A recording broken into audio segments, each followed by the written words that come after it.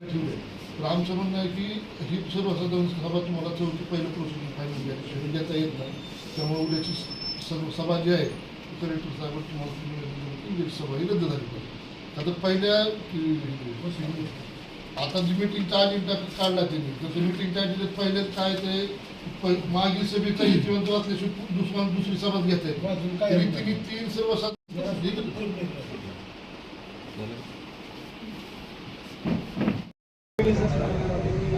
काय निवेदन दिलं, काय मागणी आहे? धाराशिव नगरपालिकेची सर्वसाधारण सभा उद्या चौथी सर्वसाधारण सभा नगरपालिकेत उद्या अध्यक्षाने ठेवली आहे.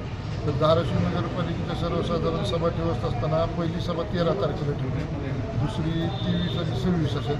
तीन सर्वसाधारण सभा, एक स्थायी समिती आणि स्टँडिंग कमिटी अशा 5 सभा झाल्या.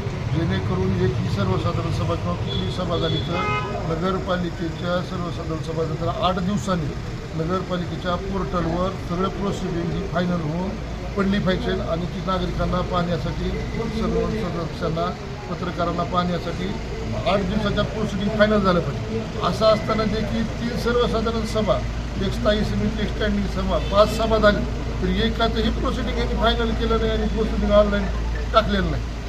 आज काही सुद्धा नाही. उद्या चौथी सर्वसाधारण सभा आहे. मागील सभेचं आता जी सभा काढली चौथी, पहिल्यांदा पहिली सभा झाल्यानंतर ज्यावेळी दुसरी सभा निघते त्यावेळेस मागील सभेचा इतिवंत वाचून कायम झाल्यानंतर दुसरी सभा घेता येईल.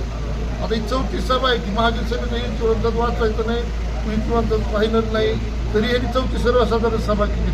आम्ही कलेक्टर साहेबांना आता निवेदन दिले की ह्यांना ही सभा घेता येत नाही, ही उद्याची सभा तहकूब केली पाहिजे.